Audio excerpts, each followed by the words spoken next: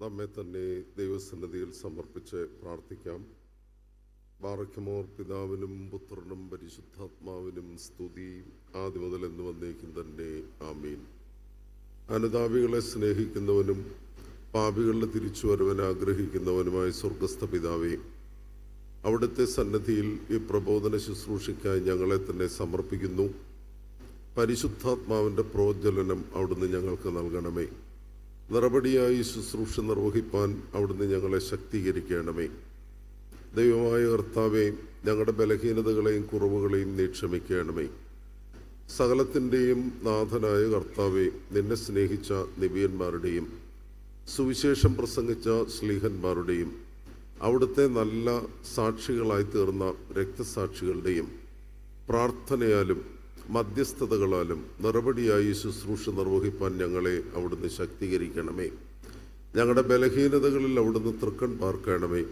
ദൈവരാജ്യമഹത്വത്തിനായി ഞങ്ങളെ തന്നെ സമർപ്പിക്കുന്നു. അനുതാപത്തിൻ്റെ വാതിലുകൾ തുറക്കണമേ. മാനസാന്തരത്തിൻ്റെ അനുഭവം അവിടുന്ന് ഞങ്ങൾക്ക് പ്രദാനം ചെയ്യണമേ. ഞങ്ങൾ അങ്ങയ്ക്കും അവിടുത്തെ ഏകജാതനും പരിശുദ്ധാത്മാവിനും സ്തുതിയും സ്തോത്രവും സമർപ്പിക്കുന്നു, ഇപ്പോഴും എല്ലായ്പ്പോഴും ഇന്ന് വന്നേക്കും തന്നെ. ആമേൻ. ദൈവതിരുനാമത്തിന് മഹത്വമുണ്ടായിരിക്കട്ടെ.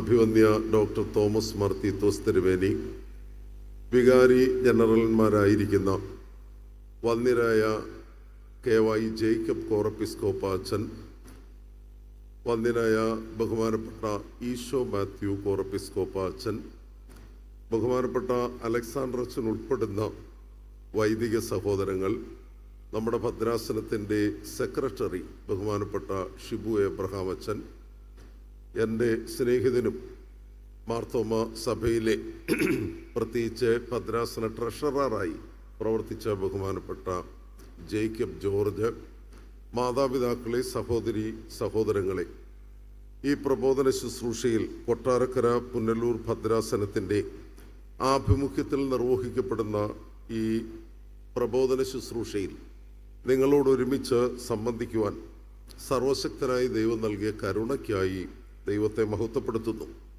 യഥാർത്ഥത്തിൽ ഇത് വലിയ ഭാഗ്യവും തദവസരത്തിൽ നിയോഗവുമായി കാണുകയാണ്. ദൈവസന്നിധിയിൽ നാം ഒരുമിച്ച് നിർവഹിക്കുന്ന ഈ ശുശ്രൂഷ ദൈവത്തിനുമുൻപാകെ നമ്മൾ സമർപ്പിക്കുന്ന ആരാധനയാണ്. നമ്മെ സംബന്ധിച്ച് വേദപുസ്തക വായനയും വേദപുസ്തക വ്യാഖ്യാനവും യഥാർത്ഥത്തിൽ സഭയുടെ ശുശ്രൂഷ ജീവിതത്തിൻ്റെ ഭാഗമാണ്. വിശുദ്ധ കുർബാന അർപ്പിക്കുന്നതിന് മുമ്പ്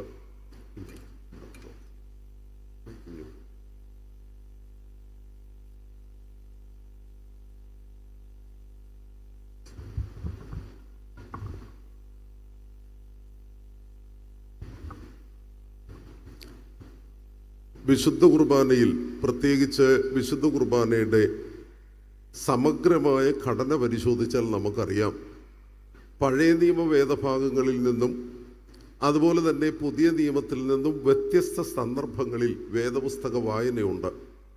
പ്രത്യേകിച്ച് സഭയുടെ ആരാധനാ പാരമ്പര്യത്തിലെ മനോഹര നിമിഷമാണ് ഏവൻഗേലിയോൻ വായന.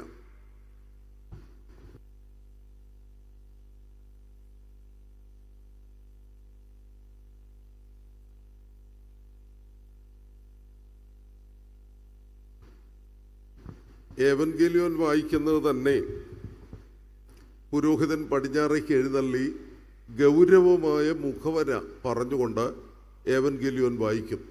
നമ്മുടെ പൗരസ്ത്യ സഭാ പാരമ്പര്യത്തിൽ ആ ഏവൻഗേലിയോൻ വായനയോട് ചേർന്നാണ് അതത് ദിവസത്തെ പ്രബോധന ശുശ്രൂഷ സഭ നിർവഹിച്ചിരുന്നത്.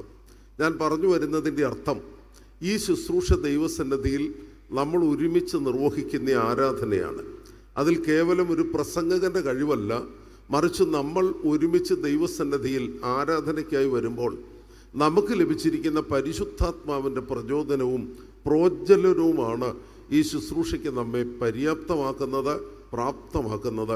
അതുകൊണ്ട് ഇന്നത്തെ പ്രബോധന ശുശ്രൂഷ ദൈവസന്നിധിയിൽ അനുഗ്രഹകരമായി നമ്മുടെ ഹൃദയത്തിന്, നമ്മുടെ വ്യക്തിത്വത്തിന് മാറ്റമുണ്ടാകുവാൻ പ്രയോജനകരമായി തീരുവാൻ നമുക്ക് പ്രാർത്ഥിക്കാം. മഹാനായ രവീന്ദ്രനാഥ ടാഗോർ, അദ്ദേഹം ഭാരതത്തിൻ്റെ ആധുനിക ശില്പികളിൽ ഒരുവനാണ്. സാഹിത്യ മേഖലകളിലെ അദ്ദേഹത്തിൻ്റെ സംഭാവനകൾ നിസ്തുലമാണ്.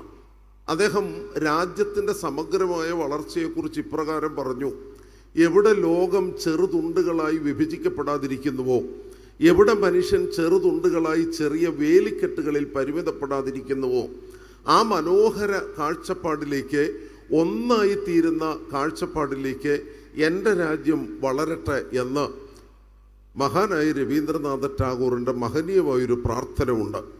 വൈക്കം മുഹമ്മദ് ബഷീറിൻ്റെ വളരെ പ്രസിദ്ധമായ ഒരു നോവലാണ് മതിലുകൾ. ജയിലിൻ്റെ മതിലിനപ്പുറവും ഇപ്പുറവും ഇരുന്നുകൊണ്ട് അദ്ദേഹം നടത്തിയ വളരെ മനോഹരമായ ഹൃദയത്തെ തൊട്ടുണർത്തുന്ന ഒരു പ്രേമം. നാരായണിയെ അദ്ദേഹം കണ്ടിട്ടില്ല, അതേസമയം ആ ശബ്ദം മാത്രമേ കേട്ടിട്ടുള്ളൂ. മനോഹരമായ ഒരു പ്രേമ ബന്ധത്തിൻ്റെ പശ്ചാത്തലത്തിൽ മതിലുകളെന്ന നോവൽ എഴുതി.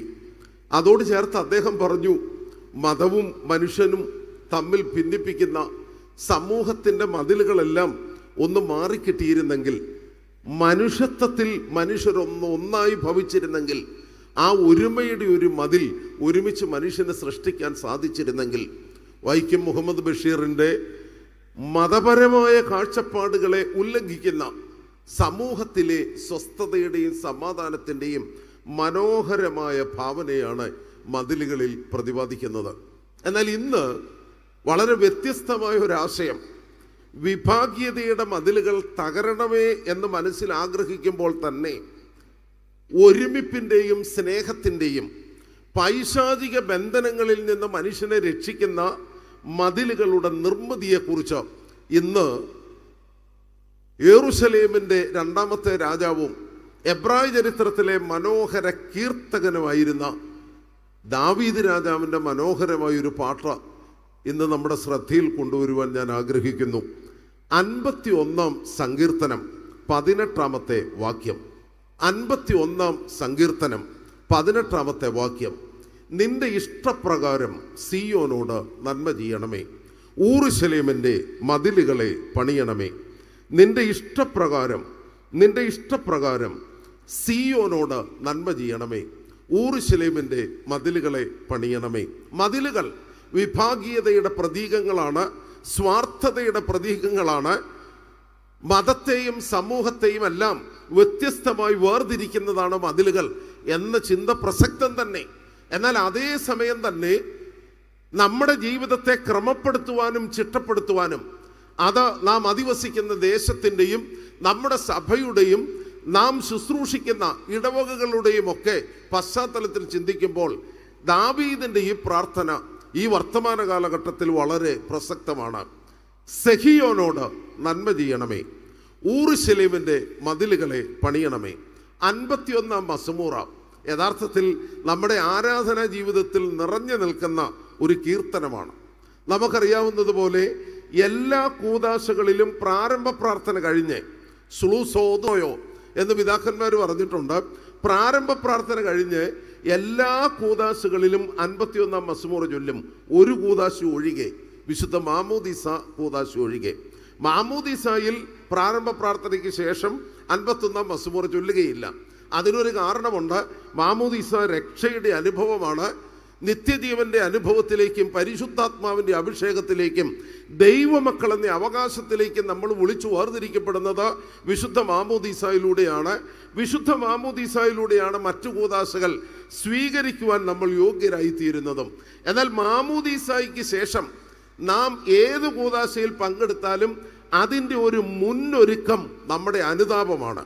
അതുകൊണ്ട് കാർമ്മികനും അതുപോലെ തന്നെ വിശ്വാസ സമൂഹവും ഒരുമിച്ച് കൂദാശകളുടെ ഒരു മുന്നൊരുക്കമായി, ദൈവമേ നിന്റെ കൃപയിൻ പ്രകാരം എന്നോട് കരുണ ചെയ്യണമേ എന്ന മഹത്തരമായ 51-ാം മസ്മൂറ, 51-ാം കീർത്തനം, അനുതാപ കീർത്തനം ചൊല്ലും. ഇതെല്ലാം പെരുന്നാൾ ക്രമങ്ങളിലും ഉണ്ടെന്നുള്ളതാണ് മറ്റൊരു പ്രത്യേകത.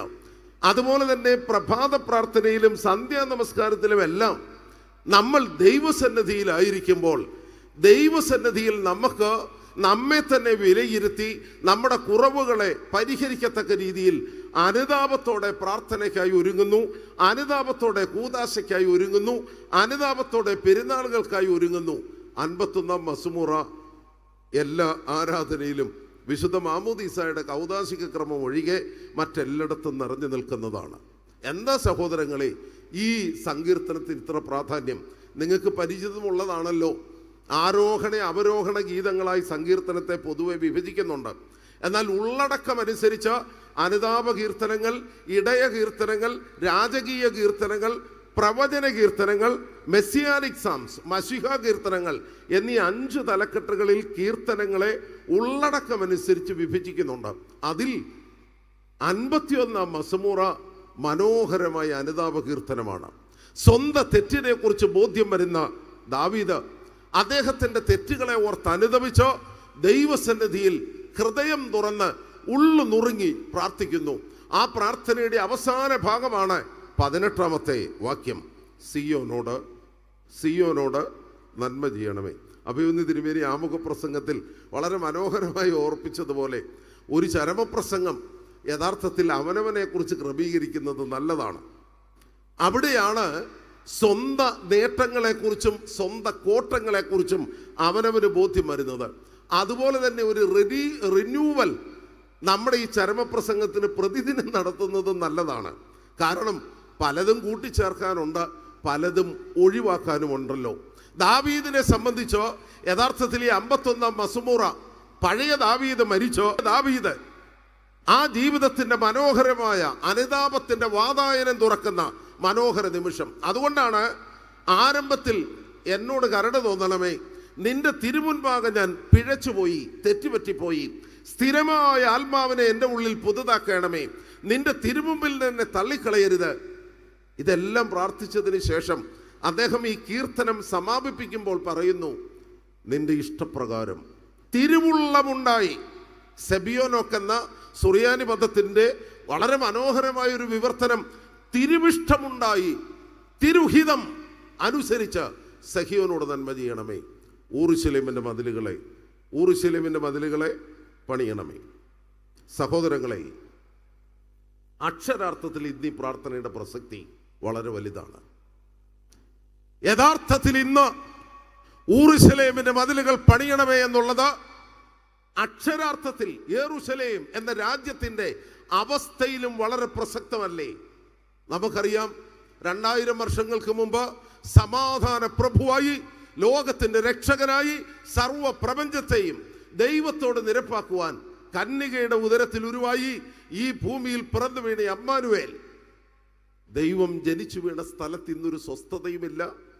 അവിടെ അനേക കുഞ്ഞുങ്ങൾ കൊല്ലപ്പെടുന്നു, മാതാപിതാക്കൾ മക്കളെ പ്രതി വിഷമിക്കുന്നു. എന്തെല്ലാം പ്രതിസന്ധികളാണ് ബേത്ലഹേമിൽ, എന്തെല്ലാം പ്രതിസന്ധികളാണ് ഊറുശലേമിൽ. സെഹിയോനും ഊറുശലേമും സത്യത്തിൽ 2 പര്യായപദങ്ങൾ തന്നെയാണ്. പഴയ നിയമം പഠിക്കുമ്പോൾ അറിയാം. സെഹിയോൻ, സിയോൻ, ദാവീദ് പ്രത്യേകം പിടിച്ചെടുത്ത യെബൂസ്യരുമായുള്ള യുദ്ധത്തിൽ പിടിച്ചെടുത്ത സ്ഥലമാണ്. യെരൂശലേം രാജ്യത്തിൻ്റെ തലസ്ഥാനമാണ് സെഹിയോൻ. എന്നാൽ സെഹിയോൻ എന്ന യെരൂശലേമിനെ കുറിച്ച് പൊതുവായി പറയുന്ന പാരമ്പര്യവും പഴയ നിയമത്തിലുണ്ട്. ആ വിശകലനത്തിലേക്ക് ഞാൻ കടക്കുന്നില്ല. അദ്ദേഹത്തിൻ്റെ മനസ്സിലെ ഒരു വേദനയാണ്, ദാവീദിന്റെ മനസ്സിലെ വേദന. സിയോനോട് തിരുവുള്ള പ്രകാരം നന്മ ചെയ്യണമേ, ഊറുശലേമിൻ്റെ മതിലുകളെ പണിയണമേ. സഹോദരങ്ങളെ, ഈ വേദഭാഗം പഠിപ്പിക്കുന്ന, പ്രത്യേകിച്ച് വർത്തമാന കാലഘട്ടത്തിൽ പ്രസക്തമായ വളരെ പ്രധാനപ്പെട്ട ഒരു ചിന്ത, അത് ഇന്നത്തെ പ്രബോധന ശുശ്രൂഷയുടെ കേന്ദ്ര ഭാഗമാണ്. രാജ്യ നിർമ്മിതിയിൽ നേതൃത്വത്തിൻ്റെ വിശുദ്ധി നിർണായകമാണ്. രാജ്യ നിർമ്മിതിയിൽ നേതൃത്വത്തിൻ്റെ വിശുദ്ധി നിർണായകമാണ്. രാജ്യത്തെക്കുറിച്ച് യെരൂശലേം, സിയോൻ എന്ന 2 വാക്കുകൾ ഉപയോഗിച്ചതുകൊണ്ടാണ് രാജ്യനിർമ്മിതി എന്ന് ഞാൻ പറഞ്ഞത്. എന്നാൽ നമ്മുടെ വ്യക്തിപരമായ ജീവിതത്തിൽ, നമ്മുടെ ശുശ്രൂഷ മേഖലകളിൽ ഈ വേദഭാഗത്തിൻ്റെ പ്രസക്തി വിശദീകരിച്ചാൽ, കുടുംബ ജീവിതത്തിൽ നേതൃത്വം നൽകുന്നവരുടെ വിശുദ്ധി നിർണായകമാണ്. കുടുംബ ജീവിതത്തിൽ നേതൃത്വം നൽകുന്നവരുടെ വിശുദ്ധി നിർണായകമാണ്. ഇടവക ശുശ്രൂഷയിൽ നേതൃത്വം നൽകുന്നവരുടെ വിശുദ്ധി നിർണായകമാണ്. ഭദ്രാസന സഭാ ശുശ്രൂഷകളിൽ ആ കാലഘട്ടത്തിലെ സഭയുടെ വളർച്ചയുടെ ആധ്യാത്മികമായ നേട്ടത്തിൻ്റെ വിശുദ്ധിയിലുള്ള വളർച്ചയിൽ നേതൃത്വത്തിൻ്റെ വിശുദ്ധി നിർണായകമാണ്. യെരൂശലേം രാജാവ്, സെഹിയോന്റെ അധിപതി, രണ്ടാമത്തെ ഇസ്രായേലിന്റെ രാജാവായ ദാവീദ്, അദ്ദേഹത്തിന് നല്ല ബോധ്യം, എൻ്റെ തിന്മ കാരണം സിയോൻ ബലക്ഷയപ്പെടുന്നു, എൻ്റെ തിന്മ കാരണം ഊർശലേമിന്റെ മതിലുകൾക്ക് കോട്ടം വന്നിരിക്കുന്നു. അതുകൊണ്ടാണ് സ്വന്തം ബലഹീനത ദൈവസന്നിധിയിൽ സമർപ്പിച്ച, സ്വന്തം ബലഹീനത ദൈവസന്നിധിയിൽ സമ്മതിച്ച ദാവീദ് രാജാവ് വളരെ വ്യക്തമായി പറയുകയാണ്, എൻ്റെ ദൈവമേ, എൻ്റെ ദുഷ്ടത മുഖാന്തരം നിന്റെ ജനത്തോട് തിന്മ കാണിക്കരുതേ. എൻ്റെ ദുഷ്ടത മുഖാന്തരം സിയോനോട് നന്മ ചെയ്യാതിരിക്കരുതേ. യെരൂശലേമിന്റെ മതിലുകൾക്ക് കോട്ടം സംഭവിക്കരുതേ. നമ്മുടെ വിശുദ്ധ കുർബാനയിൽ ഉപയോഗിക്കുന്ന പ്രമ്യൂനുകളിൽ, നമ്മുടെ സുറിയാനി പാരമ്പര്യത്തിൽ ഇതേ അർത്ഥം വരുന്ന അനേക പ്രാർത്ഥനകളുണ്ട്. എൻ്റെ കർത്താവേ, ബലഹീനനായ എൻ്റെ പാപത്തെ ഓർത്ത് നിന്റെ ജനത്തെ നീ ശിക്ഷിക്കരുത്. ഇന്നത്തെ വിഷയം ഇതാണ്. ഇന്നത്തെ പ്രധാന പ്രതിസന്ധി ഇതാണ്. അനുഗ്രഹിക്കപ്പെട്ട ദൈവമക്കളെ, ഈ ഭാരതത്തിൽ വളരെ ശ്രേഷ്ഠമായ ക്രൈസ്തവ പാരമ്പര്യം 1-ാം നൂറ്റാണ്ട് മുതൽ നിലനിൽക്കുകയും അതിൻ്റെ നല്ല സാക്ഷികളായി ഇന്ന് നമ്മൾ ജീവിക്കുകയും ചെയ്യുന്നു. എന്നാൽ ഇന്ന് നമ്മൾ അഭിമുഖീകരിക്കുന്ന പ്രശ്നങ്ങളെക്കുറിച്ച് നമുക്ക് ബോധ്യമുണ്ടോ? നമ്മുടെ അശുദ്ധി മുഖാന്തരം, മാതൃകയില്ലാത്ത ജീവിതം മുഖാന്തരം നമ്മുടെ കുടുംബങ്ങൾ നശിക്കുന്നു, നമ്മുടെ ഇടവക നശിക്കുന്നു, നമ്മുടെ സഭയുടെ കെട്ടുറപ്പ് നശിക്കുന്നു. അത് ക്രൈസ്തവ സമൂഹവും അതിന് നേതൃത്വം വഹിക്കുന്നവരും തിരിച്ചറിയുക എന്നത് കാലഘട്ടത്തിന്റെ ആവശ്യമാണ്. അതുകൊണ്ടാണ് ഈ വേദഭാഗം നിങ്ങളുടെ ശ്രദ്ധയിൽ ഞാൻ കൊണ്ടുവന്നത്. സഹോദരങ്ങളെ, ദാവീദിന്റെ അനുതാപത്തിന്റെ ശ്രേഷ്ഠമായ ഫലമാണ് എൻ്റെ പ്രശ്നങ്ങൾ, എൻ്റെ വ്യക്തിപരമായ പ്രശ്നങ്ങൾ ഞാൻ ശുശ്രൂഷ നിർവഹിക്കുന്ന രാജ്യത്തിൻ്റെ വളർച്ചയ്ക്ക് അപകടകരമായി ഭവിച്ചിരിക്കുന്നുവെന്ന ചിന്ത. ഈ ചിന്ത എനിക്കുണ്ടായാൽ ഞാൻ ശുശ്രൂഷിക്കുന്ന ഇടവക ധന്യമായി. ഈ ചിന്ത മാതാപിതാക്കളായി ഉത്തരവാദിത്വത്തോടെ കുടുംബജീവിതം നയിക്കുന്ന നിങ്ങൾക്കുണ്ടായാൽ നമ്മുടെ ജീവിതത്തിൻ്റെ ഒരു വ്യത്യസ്തമായ തലങ്ങളിലേക്ക് കടന്നു വരുവാനും ചിന്തിക്കുവാനും നമുക്കൊരു ബോധ്യമുണ്ടാകും. നമ്മളൊന്ന് ശ്രദ്ധിക്കുക. പലപ്പോഴും നേതൃത്വത്തിൽ എന്ന് വെച്ചാൽ, ഈ നേതൃത്വം എന്ന് പറയുന്നത് വൈദികരും മഹാപുരോഹിതന്മാരും അടങ്ങുന്ന നേതൃത്വം എന്ന് വിശ്വാസ സമൂഹത്തിന് ചിന്തിക്കാൻ എളുപ്പമാണ്, ലളിതമാണ്. എന്നാൽ അതേസമയം ഇത് നമ്മുടെ വ്യക്തിപരമായ ജീവിതത്തിലെ വളരെ പ്രധാനപ്പെട്ട വിഷയമായി നമുക്ക് മനസ്സിലാക്കുവാൻ സാധിക്കുമോ? അവിടെ ദാവീദിന്റെ പ്രാർത്ഥനയുടെ ഗഹനമായ അർത്ഥം, ദാവീദിന്റെ പ്രാർത്ഥനയുടെ നല്ല അർത്ഥതലങ്ങൾ നമുക്ക് മനസ്സിലാകും. സഹോദരങ്ങളെ, അധികം ശ്രദ്ധിക്കപ്പെടാത്ത മനുഷ്യനായിരുന്നു ഇശായിയുടെ ഇളയ മകൻ ദാവീദ്. ഇശായിയുടെ വീട്ടിലേക്ക് ശമൂവേൽ പ്രവാചകൻ കൊമ്പിൽ തൈലവുമായി കടന്നു വരുന്നു. എന്തിനു വേണ്ടി? യെരൂശലേമിന്റെ 2-ാമത്തെ രാജാവിനെ അഭിഷേകം ചെയ്യാൻ വേണ്ടി. 1-ാമത്തെ രാജാവ് ശൗലാണ്. 2-ാമത്തെ രാജാവിനെ അഭിഷേകം ചെയ്യാനായി കടന്നു വരുമ്പോൾ ഇശായി തന്റെ മൂത്ത പുത്രന്മാരെ, തോൾപ്പൊക്കം കൂടുതലുള്ള, കൈയിളം കൂടുതലുള്ള മൂത്ത പുത്രന്മാർ, അവർ ശൗലിന്റെ പട്ടാളത്തിൽ സേവനമനുഷ്ഠിക്കുന്നവരുമാണ്, അവരെ എല്ലാം കൊണ്ട് നിർത്തി. പക്ഷേ അവരെ ആരെയും ദൈവം തെരഞ്ഞെടുത്തില്ല. ആ സമയത്ത് ശമൂവേൽ പ്രവാചകൻ ഇശായിയോട് ചോദിക്കുന്നു, ഇനിയും നിനക്കാരെങ്കിലും ഉണ്ടോ? അങ്ങനെയാണ് ആടിനെ മേയ്ക്കുവാൻ വേണ്ടി ഇശായി പറഞ്ഞു വിട്ട ഇളയ പുത്രനെ ദൈവസന്നിധിയിൽ കൊണ്ടുവരുന്നത്. ദൈവം പറഞ്ഞു, ഇവനെ യെരൂശലേമിന്റെ 2-ാമത്തെ രാജാവായി അഭിഷേകം ചെയ്യണം. അനുഗ്രഹിക്കപ്പെട്ട ദൈവമക്കളെ, ഇശായിയുടെ ഇളയപുത്രൻ ദാവീദിനെ സർവശക്തനായ ദൈവം യെരൂശലേമിന്റെ 2-ാമത്തെ രാജാവായി അഭിഷേകം ചെയ്തു. വലിയൊരു പാഠമല്ലേ ഇതിലൂടെ നമ്മൾ മനസ്സിലാക്കേണ്ടത്? നമ്മൾ ആയിരിക്കുന്ന അവസ്ഥയിൽ ചിന്തിക്കേണ്ട വളരെ പ്രധാനപ്പെട്ട സംഗതി, ഈ കസേരയിൽ നമ്മളെ ഇരുത്തിയത് നമ്മുടെ കഴിവല്ല, നമ്മുടെ സ്വാധീനമല്ല, അതിനേക്കാൾ ഉപരി ദൈവത്തിന്റെ ശക്തമായ തിരഞ്ഞെടുപ്പാണ്. ഈ ബോധ്യം നഷ്ടപ്പെടുന്നതാണ് യഥാർത്ഥത്തിൽ ഇന്ന് സഹിയോനോട് നന്മ ചെയ്യണമേ, യെരൂശലേമിന്റെ മതിലുകളെ പണിയണമേ എന്ന് പ്രാർത്ഥിക്കത്തക്ക ഒരു സാഹചര്യം ദാവീദിനുണ്ടായത്. നമ്മുടെ ഇന്നത്തെ പ്രശ്നം അതാണ്. മതിലുകൾ ബലക്ഷയപ്പെടുന്നതിൻ്റെ പ്രധാനപ്പെട്ട കാരണം നമ്മളായിത്തീർന്ന അവസ്ഥയിലെ ദൈവകൃപയെക്കുറിച്ചുള്ള ബോധ്യം നമുക്ക് നഷ്ടപ്പെടുന്നു.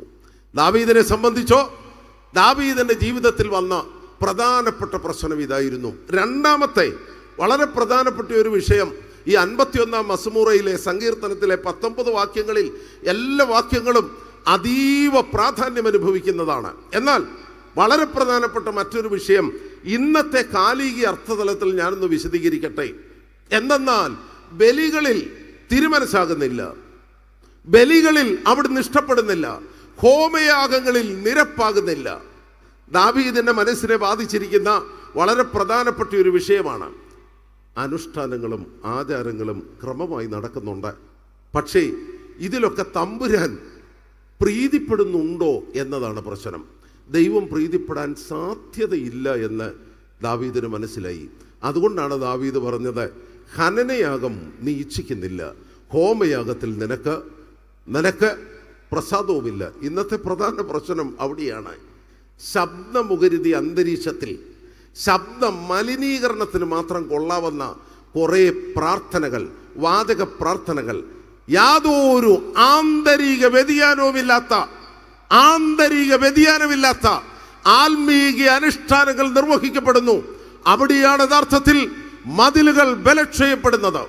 സഹോദരങ്ങളെ, എബ്രായ സമൂഹം നമ്മുടെ കർത്താവിൻ്റെ കാലഘട്ടത്തിൽ അഭിമുഖീകരിച്ച വളരെ പ്രധാനപ്പെട്ട പ്രശ്നം, എബ്രായ മതത്തിന് നേതൃത്വം നൽകുന്ന പൗരോഹിത്യ ക്രമം അത് കപടഭക്തിയിലേക്കും അതുപോലെ തന്നെ യാതൊരു ആത്മാർത്ഥതയില്ലായ്മയിലേക്കും അതപ്പതിച്ചു പോയി. അതുകൊണ്ടാണ് വളരെ രൂക്ഷമായ അർത്ഥതലത്തിൽ യേശുക്രിസ്തു പറഞ്ഞു, വെള്ള തേച്ച് ശവക്കല്ലറുകളെ നിങ്ങൾക്ക് കഷ്ടം. വ്യഭിചാരി സ്ത്രീയോട് വളരെ സ്നേഹത്തോടെ കർത്താവ് സംസാരിച്ചു. കുഷ്ഠരോഗിയോട് പറഞ്ഞ് എനിക്ക് മനസ്സുണ്ട്, നീ ശുദ്ധമാകുക. പാപികളെയും ചുങ്കക്കാരെയും ഒക്കെ കർത്താവ് എത്ര അനുതാപപൂർവം അനുകമ്പ നിറഞ്ഞ വാക്കുകളോടെ സ്വീകരിക്കുന്നു. എന്നാൽ നസ്രായക്കാരുടെ ഉള്ളിൽ പോലും അല്പം അനുകമ്പയില്ല. ആരോട്? കപടത നിറഞ്ഞ ആത്മീയത പുലർത്തുന്ന മനുഷ്യരോട് യാതൊരുവിധ വിട്ടുവീഴ്ചയ്ക്കും യേശു തയ്യാറല്ല. അതായിരിക്കാം ക്രൂശീകരണത്തിൻ്റെ കാരണവും. അനുഗ്രഹിക്കപ്പെട്ട ദൈവമക്കളെ, ഇന്ന് സംഭവിച്ചിരിക്കുന്ന ഒരു പ്രശ്നം, നമ്മുടെ പ്രാർത്ഥനകൾ, നമ്മുടെ അനുഷ്ഠാനങ്ങൾ, നമ്മുടെ ആരാധനകൾ, ഇതിനകത്ത് ആത്മാർത്ഥത നഷ്ടപ്പെടുന്നുണ്ടോ? അത് നമ്മൾ ബോധപൂർവം ചിന്തിക്കണം. കായേനും ഹാബേലും ദൈവസന്നിധിയിൽ ആരാധനയ്ക്ക് കടന്നു വന്നു. കായേൻ അർപ്പിച്ചത് കർഷകനായതുകൊണ്ട് തൻ്റെ കാർഷിക ഫലത്തിൽ നിന്നൊന്ന്, ഹാബേൽ അർപ്പിച്ചത് കുഞ്ഞാടിനെയാണ്. എബ്രായ പണ്ഡിതന്മാർ പറഞ്ഞു, ഹാബേലിൻ്റെ ബലി കുഞ്ഞാടായതുകൊണ്ട്, അർപ്പിത വസ്തു കുഞ്ഞാടായതുകൊണ്ട് ദൈവം സ്വീകരിച്ചു. ബിക്കോസ് ഇറ്റ് ഹാസ് ഒരു യഥാർത്ഥത്തിൽ യഹൂദന്മാരുടെ പാരമ്പര്യത്തിൽ പിന്നീട് വന്ന ബലി കുഞ്ഞാടിൻ്റെ ബലി ആയതുകൊണ്ട് അത് മുന്നമേ ഹാബേൽ അർപ്പിച്ചതുകൊണ്ട് അതുകൊണ്ട് ദൈവം ഹാബേലിൻ്റെ ബലിയിൽ പ്രീതിപ്പെട്ടു. കായേൻ്റെ ബലി കാർഷിക ഫലങ്ങളായതുകൊണ്ട് ദൈവം സ്വീകരിച്ചില്ല എന്ന് പഠിപ്പിക്കുന്ന ഒരു പാരമ്പര്യമുണ്ട്. എന്നാൽ സെറൂഗലേമാർ യാക്കോബ് പറഞ്ഞു, മണ്ടത്തരമാണ് ഈ അർപ്പിത വസ്തുവിന് കൂടുതൽ പ്രാധാന്യം നൽകുന്നത്. അർപ്പിത വസ്തുവിനല്ല പ്രാധാന്യം, അർപ്പകന്റെ മനസ്സിലാണ് പ്രാധാന്യം. നമ്മളെല്ലാം പ്രാധാന്യം കൂടുതൽ കൊടുത്തിരിക്കുന്നത് അർപ്പിത വസ്തുവിനാണ്. കുഞ്ഞാടല്ല പ്രധാനപ്പെട്ടത്, കാർഷിക ഫലങ്ങളല്ല പ്രധാനപ്പെട്ടത്. അർപ്പണത്തിന് വേണ്ടി അടുത്തു വന്ന, ആരാധനയ്ക്ക് വേണ്ടി അടുത്തു വന്ന കായേന്റെയും ഹാബേലിന്റെയും ഹൃദയം ദൈവം അറിഞ്ഞു. അതുകൊണ്ടാണ് കായേനോട് ദൈവം ചോദിച്ചത്, കായേനെ നീ കോപിക്കുന്നതെന്താ? നന്മ ചെയ്തുവെങ്കിൽ നിനക്ക് പ്രതിഫലമുണ്ടായാനേ, തിന്മ ചെയ്യുന്നുവെങ്കിലോ പാപം വാതിക്കൽ കിടക്കുന്നു. എത്ര മനോഹരം! പുതിയ നിയമസഭയിൽ മനുഷ്യാവതാരം ചെയ്ത ദൈവപുത്രൻ പറഞ്ഞു, ഹൃദയശുദ്ധിയുള്ളവർ ഭാഗ്യവാന്മാർ. അങ്ങനെയുള്ളവർ ആരെ കാണും? ദൈവത്തെ കാണും. ഹൃദയശുദ്ധിയില്ലാത്ത ആധ്യാത്മികത, അതാണ് വർത്തമാന കാലഘട്ടത്തിൽ യെരൂശലേമിന്റെ മതിലുകൾ ബലക്ഷയപ്പെടുന്നതിൻ്റെ കാരണം. അനുഗ്രഹിക്കപ്പെട്ട ദൈവമക്കളെ, സാധാരണ ലിറ്റർജിക്കൽ തിയോളജി പഠിപ്പിക്കുമ്പം അതിനകത്ത് മനോഹരമായൊരു വീക്ഷണമുണ്ട്. ഓരോ പെരുന്നാളും അതുപോലെ തന്നെ കൂദാശയും ഒക്കെ പ്രാധാന്യത്തിൽ ആളുകൾ കൂടുതൽ ശ്രദ്ധിക്കുന്നത് ആ പെരുന്നാൾ സംവേദനം ചെയ്യുന്ന ആശയത്തിനാണ്. ഇപ്പോൾ ഉദാഹരണം, എൽദോ പെരുന്നാൾ, ജനന പെരുന്നാളിൻ്റെ ഏറ്റവും വലിയ ആശയം സർവശക്തനായ ദൈവം മനുഷ്യരോടുകൂടി അധിവസിച്ചു. അന്ധകാരം നിറഞ്ഞ ലോകത്തിൽ ദൈവീക പ്രകാശം ഉദിച്ചു. അതുകൊണ്ടാണ് നമ്മുടെ പാരമ്പര്യത്തിൽ എന്താണ് ഉദിച്ചത്? അന്ധകാരം നിറഞ്ഞ ലോകത്ത് ദൈവത്തിന്റെ പ്രകാശം ഉദിച്ചു. അതുകൊണ്ട് ഉദയം, പ്രകാശം മാനിഫെസ്റ്റ് ചെയ്ത ചരിത്രത്തിൽ മുഴുവൻ പ്രകാശം ഉദിച്ച മനോഹര സന്ദർഭം. ഈ ആശയത്തെ ആരാധനാപരമായി അവതരിപ്പിക്കാനാണ് നമ്മൾ ഈ റിച്വൽസ് ഉപയോഗിക്കുന്നത്. അതിന് liturgical expression of the idea of the feast എന്ന് പറയും. പെരുന്നാളിൻ്റെ ആശയത്തെ മനുഷ്യർക്ക് മനസ്സിലാക്കാൻ വേണ്ടി അത് അവതരിപ്പിക്കാൻ നമ്മൾ ചില മാധ്യമങ്ങൾ കൊണ്ടുവരും. അതുകൊണ്ടാണ് എൽദോ പെരുന്നാളിൽ നമ്മൾ തീജ്വാലയുടെ ശുശ്രൂഷ നടത്തുന്നത്. തീജ്വാല രക്ഷകന്റെ ജനനത്തെ, ആ പ്രകാശത്തിന്റെ മാനിഫെസ്റ്റേഷനെ ആരാധനാപരമായി അവതരിപ്പിക്കുന്ന ലിറ്റർജിക്കൽ എക്സ്പ്രഷനാണ്. എന്നാൽ ഇന്ന് വന്ന് ആശയവും പോയി, ലിറ്റർജിയും പോയി, എന്നത് മാത്രം നിലനിൽക്കുന്നു, എക്സ്പ്രഷൻ മാത്രം നിലനിൽക്കുന്നു. അങ്ങനെ എക്സ്പ്രഷൻ നിലനിന്ന് കഴിഞ്ഞപ്പോൾ നമ്മുടെ പാട്ടും പ്രാർത്ഥനയും നമ്മുടെ ഒരുമിച്ചുള്ള ആരാധനയും എല്ലാം എക്സ്പ്രസ് ചെയ്യാനുള്ള കേവല അവസരങ്ങളായി അധപ്പതിച്ചു. ഇതിനെയാണ് നമ്മൾ പറയുന്നത് മിയർ പെർഫോമൻസ്. Mere performance. എന്നാൽ അതല്ല ആധ്യാത്മികത. It's not a repetition of a particular event in the history. ചരിത്രത്തിലെ ഒരു സംഭവത്തിന്റെ ഏതെങ്കിലും ഒരു ആവർത്തനമല്ല യഥാർത്ഥത്തിൽ യേശുക്രിസ്തുവിന്റെ മരണവും കർത്താവിന്റെ ഉയർപ്പും കർത്താവിന്റെ ജനനവും ഒക്കെ. അതുപോലെ തന്നെ ഒരു അനുസ്മരണവുമല്ല. It's not a mere remembrance. പക്ഷേ എന്താ വർഷിപ്പ്? വർഷിപ്പ് എന്ന് പറയുന്നത് ഈ ചരിത്ര സമയത്ത്, ഈ വർത്തമാന കാലഘട്ടത്തിൽ വി ഹാവ് ടു എക്സ്പീരിയൻസ്.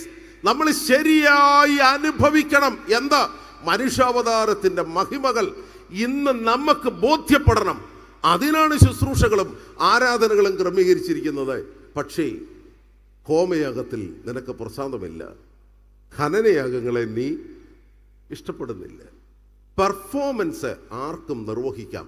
അതിന് ഹൃദയശുദ്ധിയും വേണ്ട, നിർമ്മല മനസ്സും വേണ്ട, ആത്മാർത്ഥതയും വേണ്ട.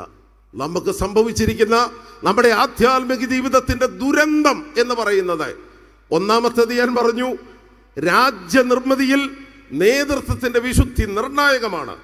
അതിൽ അവനവന് സംഭവിച്ചിരിക്കുന്ന ബലഹീനതയെക്കുറിച്ചുള്ള ബോധ്യം നമുക്കുണ്ടാകണം. രണ്ടാമത്, യഥാർത്ഥത്തിൽ സംഭവിച്ച വലിയ പ്രതിസന്ധി എന്ന് പറയുന്നത് ആന്തരിക വ്യതിയാനമില്ലാത്ത ആരാധന. അത് യഥാർത്ഥത്തിൽ കേവല ചടങ്ങുകളായി, പെർഫോമൻസുകളായി മാത്രം അധപ്പതിക്കും. നമ്മെ ഇത് ബാധിച്ചിട്ടുണ്ടോ? നമ്മൾ നല്ലപോലെ ഓർക്കണം. നമ്മൾ തന്നെ ശ്രദ്ധിച്ച് ഒരു വ്യക്തിയുടെ ജീവിതത്തിൽ എത്ര പ്രധാനപ്പെട്ടതാണ് വിശുദ്ധ മാമോദീസ, വിശുദ്ധ കുർബാന അനുഭവം, വിവിധ രംഗങ്ങൾ. എന്നാൽ ഇന്ന് നമ്മുടെ വിശ്വാസ സമൂഹം ഏറ്റവും നന്നായി നടത്തണമെന്ന് ആഗ്രഹിക്കുന്നത് ഒറ്റ കൂതാശയേ ഉള്ളൂ. അതേതാണെന്നറിയാവോ? വിവാഹ കൂതാശ. അതെത്ര മനോഹരമാക്കാനും എത്ര ഭംഗിയാക്കാനും ശ്രദ്ധിക്കുന്നു. എന്നാൽ അതേസമയം അതിലും പ്രാധാന്യം നൽകേണ്ടത് പലതും നമ്മൾ വിസ്മരിക്കുന്നു. സഹോദരങ്ങളെ, യെരൂശലേമിന്റെ മതിലുകൾ ബലക്ഷയപ്പെടുന്നു. സെഹിയോനോട് സർവശക്തൻ തിരുവുള്ളമുണ്ടായി കരുണ കാണിക്കണമേ എന്ന് നമ്മൾ ബോധപൂർവം പ്രാർത്ഥിക്കേണ്ട വളരെ പ്രധാനപ്പെട്ട സന്ദർഭമാണിത്. ഞാൻ മൂന്നാമത് ഈ വിഷയത്തിന്റെ മറ്റൊരു ഭാഗത്തേക്ക് വരട്ടെ. എന്തായിരുന്നു ദാവീദിന്റെ പാപം? കുടുംബജീവിതത്തിലും വ്യക്തിപരമായ ജീവിതത്തിലും ഒക്കെ വലിയ ഉത്തരവാദിത്വങ്ങൾ കിട്ടിക്കഴിഞ്ഞാൽ ഉത്തരവാദിത്വത്തിനനുസരിച്ച് ശുശ്രൂഷ നിർവഹിക്കണം. എന്നാൽ ഇന്ന് കാണിക്കുന്ന തലതിരിഞ്ഞൊരു രീതി എന്താണെന്നറിയാവോ?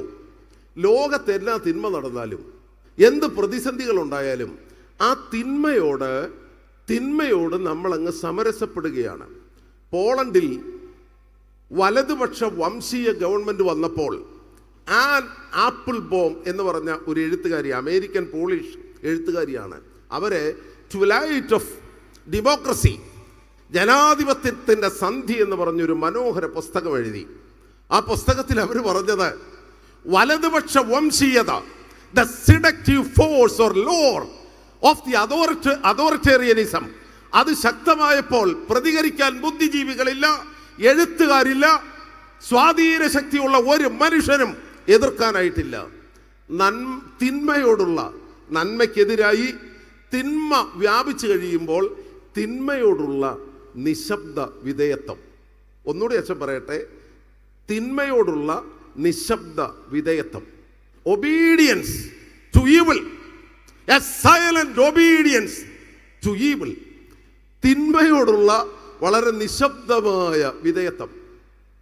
പാവപ്പെട്ട തൊഴിലാളി വർഗത്തിൻ്റെ കഷ്ടപ്പാടുകളെക്കുറിച്ചും ദുരിതങ്ങളെക്കുറിച്ചും ഒക്കെ പറഞ്ഞ് നമുക്കെല്ലാവരുടെയും മനസ്സിൽ അങ്ങനെ ശക്തമായ ചില ഇടതുപക്ഷ ഭാവനകളുണ്ട്. അത് നല്ലതാണ് കസേര ലഭിക്കുന്നത് വരെ. എന്നാൽ കസേരയിൽ ഇരുന്ന് കഴിഞ്ഞാൽ അതോറിറ്റേറിയനിസം, സ്വേച്ഛാധിപത്യത്തിലേക്ക് വഴുതി മാറുകയാണ്. മുതലാളിത്തത്തെ എതിർത്തുകൊണ്ട് തൊഴിലാളി പ്രസ്ഥാനങ്ങളിലൂടെ കസേരയിൽ ഇരുന്ന് കഴിഞ്ഞാൽ അധികം താമസിയാതെ മുതലാളിയായി മാറ്റപ്പെടുന്നു. എന്തൊരു വൈരുദ്ധ്യം! നിങ്ങൾ ദാവീദിന്റെ ജീവിതത്തിലേക്ക് തിരിഞ്ഞു നോക്കിക്കേ. ആട്ടിടയനായ മനുഷ്യനെ ഇസ്രായേലിന്റെ രണ്ടാമത്തെ രാജാവായി സർവശക്തനായ ദൈവം തെരഞ്ഞെടുപ്പാണ് വളരെ പ്രധാനപ്പെട്ടത്. എന്നാൽ സിംഹാസനത്തിൽ ഇരുന്ന് കഴിഞ്ഞപ്പോൾ അദ്ദേഹം ആര് തന്നെ സിംഹാസനത്തിൽ ഇരുത്തിയോ ആ സർവശക്തനെയും ആ സിംഹാസനത്തിന്റെ ഉത്തരവാദിത്വത്തെയും മറന്ന് silent obedience to existing evils, നിലനിൽക്കുന്ന തിന്മയോട് സമരസപ്പെട്ട തിന്മയ്ക്ക് നിശബ്ദമായി വിധേയപ്പെടുന്നു. നമ്മളൊന്ന് ഓർത്തു നോക്കിക്കേ. മഹാനായ രാജാവ് ഉദ്യാനത്തിലൂടെ ഉലാത്തിക്കൊണ്ടിരിക്കുമ്പോൾ അദ്ദേഹം കണ്ടു ഒരു സ്ത്രീയെ, ബത്ശേബ. തിരക്കി അതാരാണെന്ന്. ഈ സൗന്ദര്യവും സ്വാധീനവും ഒക്കെ പണം കൂടുതലായി കഴിയുമ്പോൾ നമ്മളെ വല്ലാതെ ബാധിക്കുന്ന വിഷയങ്ങളാണ്. അങ്ങനെ ബാധിച്ചു കഴിഞ്ഞാൽ കുപ്പായത്തിന്റെ വിലയും നിലയും ഉത്തരവാദിത്വത്തിന്റെ ചുമതലയും ഒക്കെ പെട്ടെന്ന് മറക്കുകയാണ്. പിന്നെ നല്ലതുപോലെ കഴിവുള്ളവൻ വളരെ ബുദ്ധിപൂർവ്വം പ്രവർത്തിക്കും. അതുകൊണ്ട് ആരും തിന്മ അറിയുന്നില്ലെന്നേ ഉള്ളൂ. ദാവീദ് ചെയ്തതും അതുതന്നെയാണ്. ദാവീദ് അന്വേഷിച്ചു. ബത്ശേബ ഉരിയാവിന്റെ ഭാര്യയാണെന്ന് അറിഞ്ഞു. ഉരിയാവ് തന്റെ പട്ടാളക്കാരിൽ ഒരുത്തനാണെന്ന് മനസ്സിലാക്കി അവനെ സൈന്യത്തിന്റെ മുൻനിരയിലേക്ക് വിട്ട് ആരും അറിയാതെ ഉരിയാവിനെ കൊന്നു.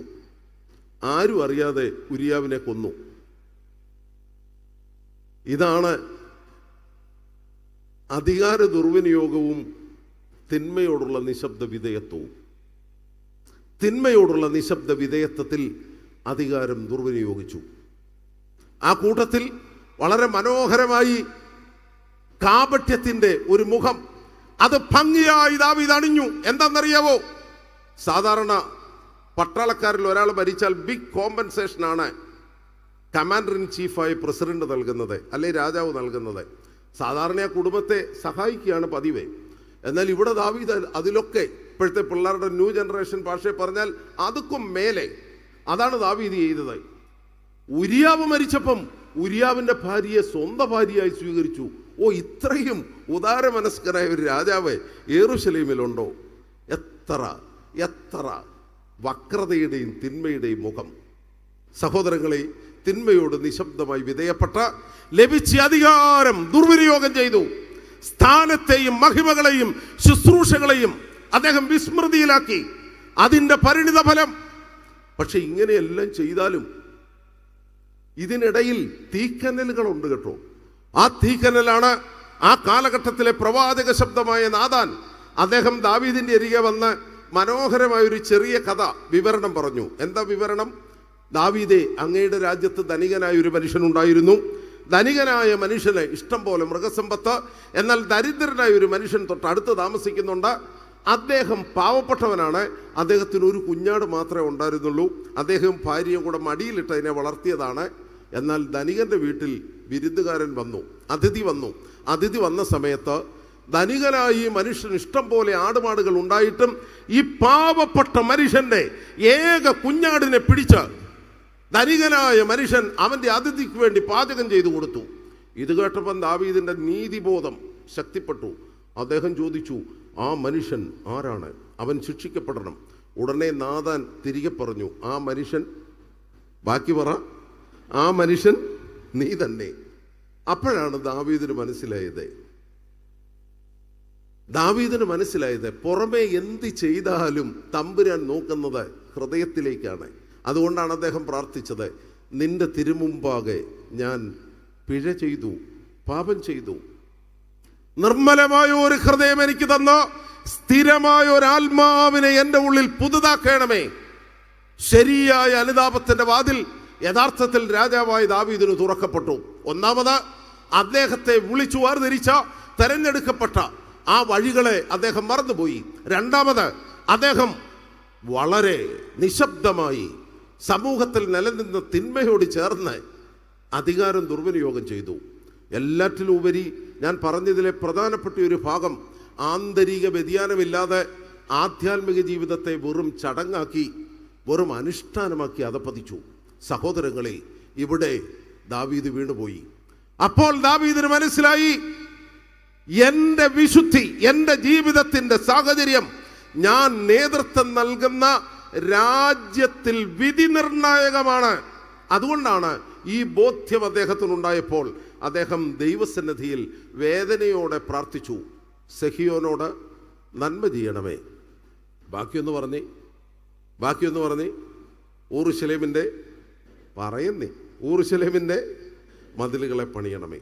ഈ വേദഭാഗത്തിൻ്റെ രണ്ടാം ഭാഗത്തിലെ മറ്റൊരാശയം കൂടെ പറഞ്ഞ് ഞാൻ പെട്ടെന്ന് അവസാനിപ്പിക്കാം. യെശയ്യാപ്രവചനം 5-ാം അധ്യായത്തിൽ ഒരു മുന്തിരിവള്ളിയുടെ കൃഷിയെക്കുറിച്ച് പറയുന്നുണ്ട്. മനോഹരമായ ഒരു കുന്നിൻ പ്രദേശത്തെ ഒരുക്കി മുന്തിരിവള്ളി കൃഷി ചെയ്തു. നമ്മുടെ കഷ്ടാനുഭവ ആഴ്ചയിൽ കാശ തിങ്കളാഴ്ച മുതലുള്ള പ്രാർത്ഥനകളിലെല്ലാം നിറഞ്ഞു നിൽക്കുന്നത് ഈ മുന്തിരിവള്ളിയുടെ, അതോട് ചേർത്താണ് പല പാട്ടുകളും ക്രമീകരിച്ചിരിക്കുന്നത്, പ്രമേയോനുകളും സദറകളുമെല്ലാം. കളമൊരുക്കി കൃഷിസ്ഥലം വെടിപ്പാക്കി മേൽത്തരം മുന്തിരിവള്ളി കൊണ്ട് നട്ടു, ചുറ്റും വേലി കെട്ടി, മുന്തിരിത്തോട്ടത്തിൻ്റെ നടുക്കൊരു ചക്കും ക്രമീകരിച്ചു, ഗോപുരവും പണിതു. എല്ലാം ക്ലിയർ. എന്ന് വെച്ചാൽ നമ്മുടെ ഇപ്പോഴത്തെ ഭാഷയിൽ പറഞ്ഞാൽ ഇൻഫ്രാസ്ട്രക്ചർ ഈസ് സോ നൈസ്. എല്ലാം ഭംഗിയാണ്. നമ്മൾ പുറമേ നോക്കിയാൽ സംഗതി എല്ലാം നല്ലതാണ്. എന്നാൽ അടുത്ത വിഷയമാണ്, മുന്തിരിങ്ങ കായ്ച്ചു, പക്ഷേ കായ്ച്ചതോ കാട്ടുമുന്തിരിങ്ങ. സഹോദരങ്ങളെ, എന്തുകൊണ്ട് കാട്ടുമുന്തിരിങ്ങ കായ്ച്ചു എന്ന് ചോദിച്ചാൽ, വേലികൾ പൊളിയുന്നു, മതിലുകൾക്ക് ബലക്ഷയം വരുന്നു. യഥാർത്ഥത്തിൽ വേദപുസ്തകത്തിൽ പ്രത്യേകിച്ച് യെരൂശലേമിന്റെ മതിലുകളെ പണിയണമേ എന്നുള്ള പ്രാർത്ഥനയുടെ ആധ്യാത്മിക അർത്ഥമെന്ന് പറയുന്നത് അത് കേവലം മിഡിൽ ഈസ്റ്റിലുള്ള യെരൂശലേം എന്ന രാജ്യമോ സിയോൻ കുന്നോ ഒന്നുമല്ല. വെളിപ്പാട് പുസ്തകത്തിൽ അത് കുറേ കൂടെ മനോഹരമായി വിവരിക്കുന്നുണ്ട്. പഴയ യെരൂശലേം മാറിപ്പോയി, സ്വർഗത്തിൽ നിന്നിറങ്ങി വരുന്ന സ്വർഗീയ യെരൂശലേം അത് ക്രിസ്തുവിൻ്റെ മണവാട്ടിയായ പരിശുദ്ധ സഭയാണ്. യേശു ക്രിസ്തു വിഭാവനം ചെയ്ത ദൈവരാജ്യമാണ്. ഈ ദൈവരാജ്യത്തിൽ സഹോദരങ്ങളെ മതിലുകൾ പണിയപ്പെടണം. എന്തിനു വേണ്ടി? പിശാചിൻ്റെ ഇൻ്റർവെൻഷൻ ഉണ്ടാകാതിരിക്കാൻ. നിങ്ങൾ എപ്പോഴും ഓർക്കണേ, തിന്മയോടുള്ള നിശബ്ദ വിധേയത്വവും അധികാര ദുർവിനിയോഗവും ആത്മാർത്ഥതയില്ലാത്ത ആരാധനയും ഒക്കെ നമ്മിലേക്ക് കൊണ്ടുവരുന്നത് പിശാചാണ്, പൈശാചിക പ്രലോഭനമാണ്. ഇതിൻ്റെ ഒരു കാരണം, നമ്മൾ മാമോദീസ സ്വീകരിച്ചപ്പോൾ തന്നെ സാത്താനെ ഉപേക്ഷിച്ചു, മശിഹായെ സ്വീകരിച്ചു. അന്ന് മുതൽ പിശാച് ശ്രമിച്ചുകൊണ്ടിരിക്കുകയാണ് എങ്ങനെയെങ്കിലും ഈ മതിലുകൾ ഒന്ന് പൊളിക്കണം. മതിലുകൾ പൊളിച്ച് പിശാച് അകത്ത് കയറും. അഭിവന്ദ്യ തിരുമേനി ഓർമ്മിപ്പിച്ചതുപോലെ, നിങ്ങൾക്ക് ചെയ്തു തരണമെന്ന് വിചാരിക്കുന്നത് നിങ്ങൾ അവർക്ക് ചെയ്യിപ്പീൻ. മതിലുകൾ ശക്തമാകുകയാണ്. പക്ഷേ നമുക്കൊറ്റ ചിന്തേ ഉള്ളൂ. സദൃശവാക്യത്തിൽ പറയുന്നത് പോലെ, കണ്ണട്ടയ്ക്ക് 2 മക്കൾ. എന്താ? തരിക. അത് പ്രാർത്ഥനയിലും നമ്മുടെ സേവന മേഖലകളിലും എല്ലാം നമുക്കൊറ്റ ചിന്ത, നമുക്ക് കിട്ടണം എന്നത് മാത്രം. അതിൻ്റെ പരിണിത ഫലമായി ഈ ആഗ്രഹങ്ങളിലൂടെ പിശാച് കടന്നു വരികയാണ്. നിങ്ങൾക്കറിയാവോ, വിശുദ്ധന്മാരുടെ ശ്രേഷ്ഠത എന്ന് പറയുന്നത് അവർ പിശാചിൻ്റെ ഒളിസ്ഥലങ്ങളെ കണ്ടുപിടിക്കാൻ സമർത്ഥരാണ്. ഒന്നുകൂടെ പറയുന്നു, വിശുദ്ധന്മാരാരാണെന്ന് ചോദിച്ചാൽ അവർ പിശാചിൻ്റെ ഒളിവിടങ്ങളെ കണ്ടുപിടിക്കാൻ സമർത്ഥരാണ്. നമ്മുടെ വ്യക്തി ജീവിതത്തിൽ, നമ്മുടെ ഹൃദയത്തിൽ, നമ്മുടെ ടോട്ടൽ പേഴ്സണാലിറ്റിയിൽ പിശാച് കടന്നു വരുന്ന പൊളിഞ്ഞു കിടക്കുന്ന ചില മതിൽ ഭാഗങ്ങളുണ്ട്. അവിടെയാണ് യഥാർത്ഥത്തിൽ നമ്മുടെ പ്രാർത്ഥനയുടെ 2ാം തലം. എൻ്റെ ദൈവമേ, പ്രഭാതത്തിലും പ്രദോഷത്തിലും ഞാൻ തിരുസന്നിധിയിൽ പ്രാർത്ഥിക്കുന്നെങ്കിൽ, വേദപുസ്തകം ക്രമമായി വായിക്കുന്നുവെങ്കിൽ, അതിൻ്റെ എല്ലാം പ്രധാന ഉദ്ദേശം ഞാൻ എന്ന യെരൂശലേമിൻ്റെ, ആന്തരിക യെരൂശലേമിൻ്റെ മതിലുകളെ പണിയണമേ. നിന്റെ ഇഷ്ടപ്രകാരം സഹിയോനോട് നന്മ ചെയ്യണമേ. പുതിയ നിയമത്തിൽ നമുക്ക് ദഹിക്കാത്ത നമുക്കാർക്കും മനസ്സിലാകില്ലാത്ത വളരെ വളരെ ശ്രദ്ധ പതിക്കുന്ന ഒരു ഉപദേശമുണ്ട്. മർക്കോസിന്റെ സുവിശേഷം 9-ാം അധ്യായം 43 മുതലുള്ള വാക്യങ്ങൾ. അവിടുത്തെ ആ ഒരു പെരിക്കപ്പെ, ഒരു ചെറിയ ഭാഗം, ഒരു സുവിശേഷ വിവരണത്തിൽ ഉൾപ്പെട്ടിരിക്കുന്ന മറ്റൊരു ഭാഗം, ആ ഭാഗത്തിന് ഒരു തലക്കെട്ട് കൊടുത്താൽ ആ തലക്കെട്ട് ഇങ്ങനെയാണ്: വെട്ടിക്കളയുക. എന്നെ തലക്കെട്ട് എന്നെ വെട്ടിക്കളയുക. നിങ്ങൾ ശ്രദ്ധിച്ചിട്ടുണ്ടോ എന്നറിയത്തില്ല. യേശു പറഞ്ഞു, നിന്റെ വലത് കൈ നിനക്ക് ഇടർച്ച വരുത്തിയാൽ എന്നാ എടുക്കണം? വെട്ടിക്കളയണം. നിന്റെ വലത് കാൽ നിനക്ക് ഇടർച്ച വരുത്തിയാൽ ബാക്കി പറ, വെട്ടിക്കളയണം. നിന്റെ വലത് കണ്ണ് നിനക്ക് ഇടർച്ച വരുത്തിയാൽ ചൂഴ്ന്നെടുത്ത് ദൂരെ എറിഞ്ഞു കളയണം. അപ്പൊ സ്വർഗരാജ്യത്തിൽ ഒറ്റക്കയ്യനും ഒറ്റക്കാലനും ഒറ്റക്കണ്ണനും ഒക്കെ ആയിരിക്കും മൊത്തം. സ്വർഗത്തിൽ ആരില്ല. യേശു അങ്ങനെ പറഞ്ഞതിന്റെ കാരണം, 2 കൈയുള്ളവനായി അഗ്നിനരകത്തിൽ പോകുന്നതിനേക്കായി നല്ലത് ഒറ്റ കൈയുള്ളവനായി ജീവനിലേക്ക് കടക്കുന്ന. എന്താ ഇതിന്റെ അർത്ഥം എന്നറിയാവോ സഹോദരങ്ങളെ? ഇടർച്ച ആര് മുഖാന്തരം വന്നാലും, ആ ഇടർച്ച വരുന്നത് എത്ര പ്രധാനപ്പെട്ട ആളാണെങ്കിലും, രാജ്യത്തിന്റെ രാജാവ് തന്നെയാണെങ്കിലും, ഇടർച്ച വരുത്തുന്നുവെങ്കിൽ ബാക്കി പറ, വെട്ടിക്കളയണം. ഒന്നുകൂടെ പറ, വെട്ടിക്കളയണം. പുതിയ നിയമത്തിൽ ഈ സുവിശേഷം കരുണയുടെ ദൂതിൽ, സമാധാനത്തിന്റെയും സന്തോഷത്തിന്റെയും സുവിശേഷത്തിൽ വെട്ടിക്കളയണമെന്ന് പറയുന്നതിന് എന്നെ ഇത്ര പ്രത്യേകത എന്ന് ചോദിച്ചേക്കാം. എന്നാൽ യേശു പറഞ്ഞതിൻ്റെ അർത്ഥം, പ്രത്യേകിച്ച് ഈ വേദഭാഗത്തിൻ്റെ അർത്ഥതലത്തിൽ എന്താണെന്നറിയാവോ? ഒരു വീട്ടിൽ പിതാവും മാതാവും 3 മക്കളുടെ നരകത്തിൽ പോകുന്നതിനേക്കായി നല്ലത് ദുഷ്ടനായ പിതാവില്ലാതെ അമ്മയും 3 മക്കളും അമ്മയും 3 മക്കളും ആരും ഒന്നും മിണ്ടുന്നില്ലല്ലോ. അമ്മയും 3 മക്കളും സ്വർഗത്തിൽ പോകുന്നതാണ്. അധികാര ദുർവിനിയോഗം നടത്തുന്ന അധികാരമുള്ളവൻ എത്ര പ്രധാനപ്പെട്ട ആളാണെങ്കിലും വെട്ടിക്കളയണം. കസേരയിൽ ഇരുന്ന് കഴിഞ്ഞ് തിന്മയോട് നിശബ്ദ വിധേയത്വം പുലർത്തുന്നയാള് എത്ര പ്രധാനപ്പെട്ടയാളാണെങ്കിലും വെട്ടിക്കളയണം. എന്നാലേ നീതി നടപ്പാകത്തുള്ളൂ, എന്നാലേ ദൈവരാജ്യം സംസ്ഥാപിക്കപ്പെടത്തുള്ളൂ. ഈ ബോധ്യം യഥാർത്ഥത്തിൽ ദാവീദിന്റെ മനസ്സിനെ വല്ലാതെ വിഷമിപ്പിച്ചു. നിങ്ങൾ ഈ കുടുംബത്തിൻ്റെയൊക്കെ കാര്യം പറഞ്ഞാൽ പലർക്കും ഇഷ്ടമില്ല. എന്നാൽ ഇച്ചിരൂടെ ചേർത്ത് പറയാം. ഇപ്പം എൻ്റെ പള്ളി, ഞാൻ ശുശ്രൂഷ അനുഷ്ഠിക്കുന്ന പുതുപ്പള്ളി പള്ളിയിലെ ഇടവകക്കാരും ഞാനൂടെ നരകത്തിൽ പോകുന്നതിനേക്കാളും ദൈവത്തിന് ഇഷ്ടം എന്നാന്നോ? ദുഷ്ടനായ ഞാനില്ലാതെ ഇടവക്കാരെങ്കിലും സ്വർഗത്തിൽ പോകണം. സഹോദരങ്ങളെ, ജീവനിൽ കടക്കണമെങ്കിൽ സ്വന്തം ബലഹീനതകളെ കുറിച്ചുള്ള അവബോധമുണ്ടാകണം. ഞാൻ ഈ വേദഭാഗത്തിൻ്റെ വളരെ പ്രധാനപ്പെട്ട വിഷയമാണ് ഈ 2-ാം ഭാഗത്ത് പറഞ്ഞത്. നമ്മെ നശിപ്പിക്കുന്ന, നമുക്ക് ലഭിച്ചിരിക്കുന്ന ദൈവീക രക്ഷയെ നശിപ്പിക്കുന്ന തിന്മയുടെ സ്വാധീനം വ്യക്തിപരമായ ജീവിതത്തിലും കുടുംബജീവിതത്തിലും ശുശ്രൂഷ മേഖലകളിലും വേലികൾ പൊളിച്ച് അകത്ത് കടക്കാൻ സാധ്യതയുണ്ട്. അതുകൊണ്ട് വേലിക്കെട്ടുകൾ ശക്തമാക്കുക. ഊറുശലേമിന്റെ മതിലിനെ പണിയണമേ. ഈ അവസാന ഭാഗം ശവസംസ്കാര ശുശ്രൂഷയുടെ ഭാഗത്തെ നമ്മൾ പ്രാർത്ഥിക്കുമല്ലോ, പ്രയത്നങ്ങളിൽ നിന്നുള്ള വിശ്രമത്തിനും യുദ്ധങ്ങളിൽ നിന്നുള്ള സംരക്ഷണത്തിനും വിശുദ്ധന്മാരോടുകൂടെയുള്ള സഹവാസത്തിനും വേണ്ടി ചിലരുടെ തൈലം ഒഴിക്കും, ചിലടത്ത് തൈലം ഒഴിക്കത്തില്ല. വളരെ മനോഹരമായ അവസാന വാക്കുകൾ പറഞ്ഞാണ് നമ്മളെല്ലാവരെയും യാത്ര അയക്കുന്നത്. അതിൻ്റെ കാരണം എന്താണെന്നറിയാവോ? മാമോദീസായ മുതൽ സത്യത്തിൽ ജീവിതം ഒരു യുദ്ധമാണ്. ആരോടാണ് യുദ്ധം നടത്തുന്നത്? അയൽവക്കംകാരനോടോ ഭാര്യയോടോ പള്ളിയിലെ അച്ഛനോടോ ഒന്നുമല്ല. യുദ്ധം യഥാർത്ഥത്തിൽ സാത്താനോടാണ്. അതുകൊണ്ടാണ് മരണം സാത്താനോടുള്ള യുദ്ധത്തിൻ്റെ അവസാനമായി വേദപുസ്തകം ചിത്രീകരിക്കുന്നത്, സഭ പഠിപ്പിക്കുന്നത്. ഈ യുദ്ധത്തിൽ മതിലുകൾ ബലപ്പെട്ടില്ലെങ്കിൽ തിന്മകളുടെ സ്വാധീനം ശക്തമായി ബാധിക്കും. അവസാനിപ്പിക്കട്ടെ. വിശുദ്ധ കുർബാനയിൽ പഴയ നിയമം വായിക്കുന്നതിന് മുമ്പ് നമ്മൾ പൊതുവായി ചൊല്ലുന്ന ഒരു പ്രഘോഷണം, ശുശ്രൂഷകൻ വിളിച്ചു പറയുന്ന ഒരു പ്രഘോഷണമുണ്ട്. എന്താണെന്നറിയാവോ? നീതിമാന്മാരുടെ കൂടാരത്തിൽ, അത് ചൊല്ലുമോ? നീതിമാന്മാരുടെ കൂടാരത്തിൽ മഹത്വത്തിൻ്റെയും രക്ഷയുടെയും ശബ്ദമെന്ന് ദാവീദ് മുഖാന്തരം പരിശുദ്ധ റൂഹ പാടി എന്ന് പറഞ്ഞിട്ട് പഴയ നിയമം വായിക്കും. ഞാനതൊന്നുകൂടി ഒന്ന് പറയാവേ. നീതിമാന്മാരുടെ കൂടാരത്തിൽ മഹത്വത്തിൻ്റെയും രക്ഷയുടെയും ശബ്ദമെന്ന് ദാവീദ് മുഖാന്തരം പരിശുദ്ധ റൂഹ പാടി. അപ്പം ഈ ദാവീദ് ആരാ? ഇത്രയും നേരം ഞാൻ അങ്ങനെ കുറ്റം പറഞ്ഞു, ഒത്തിരി കുറ്റങ്ങൾ പറഞ്ഞു.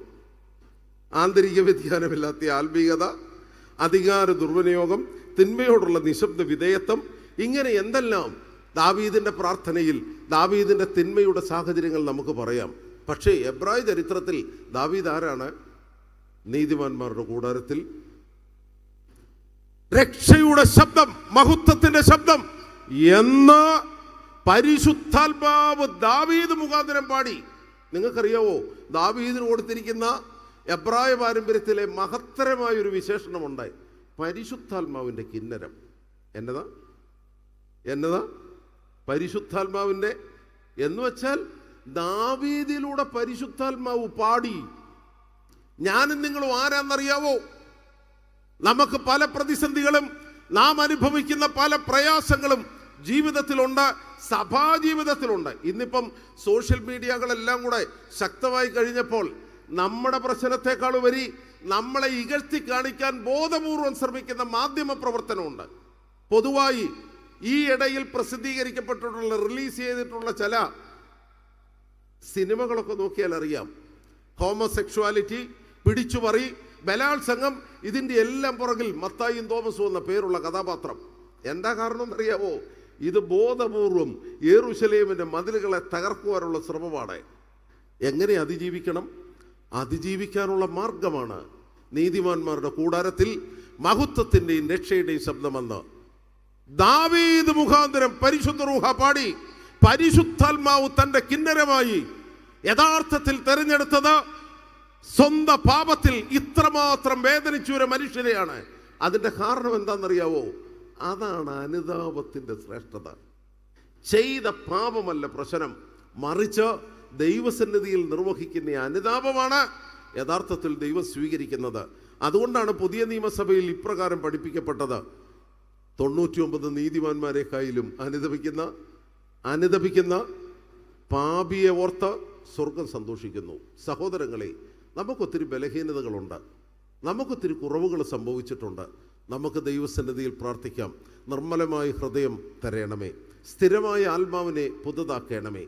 എൻ്റെ ദൈവമേ, തിരുവുള്ളമുണ്ടായി സിയോനോട് നന്മ ചെയ്യണമേ. ഊറുശലേമിൻ്റെ മതിലുകളെ പണിയണമേ. ആദ്യം അതെൻ്റെ ജീവിതമാണ്, എൻ്റെ ജീവിതത്തിൻ്റെ അടിസ്ഥാനമാണ്, എൻ്റെ കുടുംബത്തെക്കുറിച്ചാണ്, ഞാൻ ശുശ്രൂഷിക്കുന്ന ഇടവകയെക്കുറിച്ചാണ്, എൻ്റെ ഇടവക ശുശ്രൂഷ തലങ്ങളെക്കുറിച്ചാണ്. ഈ ബോധ്യം നമുക്കുണ്ടായി കഴിയുമ്പോൾ സത്യ അനുതാപത്തോടെ ദൈവസന്നിധിയിൽ അടുത്തു വന്നാൽ സഹോദരങ്ങളെ, ഞാനും നിങ്ങളും പരിശുദ്ധാത്മാവിൻ്റെ കിന്നരങ്ങളായി പരിണമിക്കും. നീതിമാന്മാരുടെ കൂടാരങ്ങളിലെ മഹത്വത്തിൻ്റെയും രക്ഷയുടെയും ശബ്ദം, അത് യഥാർത്ഥത്തിൽ നമ്മുടെ സഭയെക്കുറിച്ച്, ക്രൈസ്തവ ശുശ്രൂഷയെക്കുറിച്ച് ഈ ഭാരതത്തിലെ നല്ല സാക്ഷ്യമായി തീരട്ടെ. ആ പ്രതീക്ഷയിൽ ഞാൻ എൻ്റെ വാക്കുകൾ ഉപസംഹരിക്കുന്നു. ദൈവം അനുഗ്രഹിക്കട്ടെ. ഒരു വാക്ക് പ്രാർത്ഥിച്ച് അവസാനിപ്പിക്കാം. കാരുണ്യവാനും സർവശക്തനുമായ ദൈവമേ, അവിടുത്തെ സന്നിധിയിൽ ഞങ്ങൾ അടുത്തു വരുന്നു. ദൈവമേ, തിരുമനസ്സായി ഞങ്ങളുടെ ജീവിതത്തിൽ വന്നുപോയിരിക്കുന്ന ബലഹീനതകളെ ക്ഷമിച്ച് ഞങ്ങളുടെ ജീവിതമാകുന്ന ആന്തരിക യെരൂശലേമിൻ്റെ മതിലുകളെ പണിയണമേ. ഞങ്ങളുടെ ജീവിതമാകുന്ന സിയോനോട് തിരുവുള്ളമുണ്ടായി നന്മ ചെയ്യണമേ.